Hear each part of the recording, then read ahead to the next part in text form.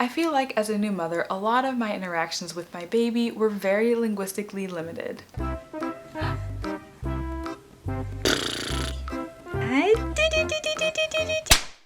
Now, while these interactions are very fun and important in a relationship, they're not exactly the best examples of language. This is extra concerning for those of us who are non-native speakers because we already know that non-native speakers produce less language compared to native speakers. As non-native speakers, we really have to work extra to make sure that the quality of our language is as good as it can be and the quantity of language that we provide is as much as possible. So in this video, I'm going to talk about 7 ways that you can increase the input that your baby hears from you. My first piece of advice is to turn off the music or podcasts or news, audiobooks, whatever it is that you're listening to.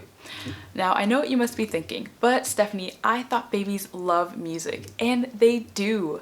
I'm not saying to cut music out of your baby's life. As non-native speakers, we don't provide as much language as native speakers. Now, you might be thinking to yourself, well, I know, but as long as that language is the minority language, then that's great, right? Well, not so fast. So we know that babies learn best through interaction. When we're listening to something that is really engaging to us, it's really interesting for us, but that's also time that our baby is not being spoken to, because when we're listening, we're not speaking. The very best input you can provide is a live human person interacting with them. That's why I'm suggesting that if you're going to listen to something, try and make it instrumental, or even better, why don't you learn some of the songs that you're listening to and sing them to your baby? That way they can see your facial expressions, they can see your lips move.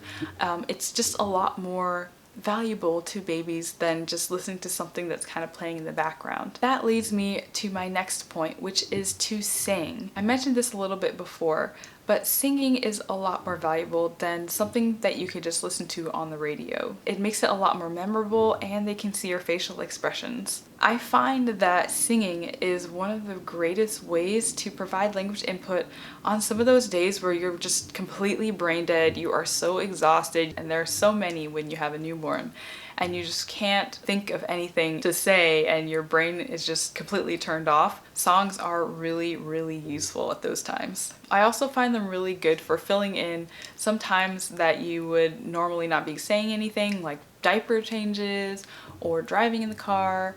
Or just, going from place to place, up and down the stairs, around the house, that sort of thing. My next tip is to speak while you're feeding the baby. Newborns eat all the time, sometimes 10 times a day.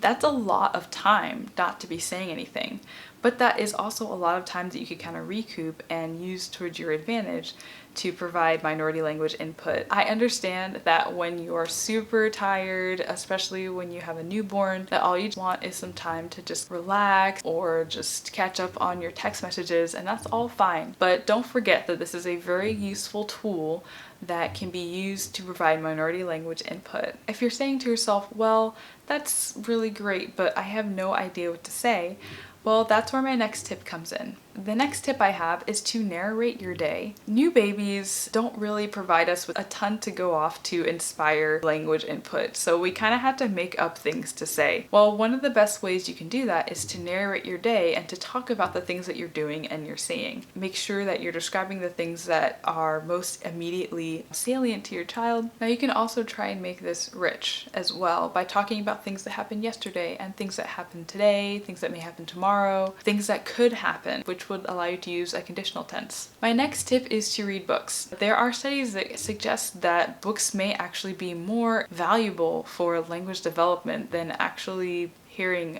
speech from other people. So definitely you want to make sure that books are a part of your child's linguistic diet. And I know that in the very early stages, it may not seem like they would be very interested in books, but it's a very good habit to start early if you can. My next tip is to try and include the baby in conversations that you have with other adults.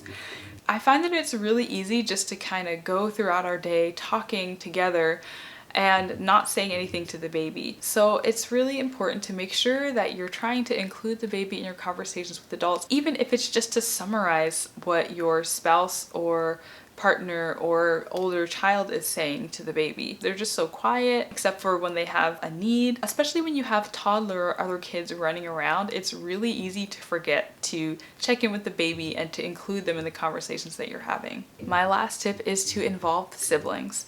Now that I'm a mom of two, I find that my attention is pulled in two different directions all the time. I always feel the need to sit the baby down real quick and go run and do something with the toddler, and then leave the toddler somewhere so I can go run and put the baby to sleep. I just feel like this happens all day long.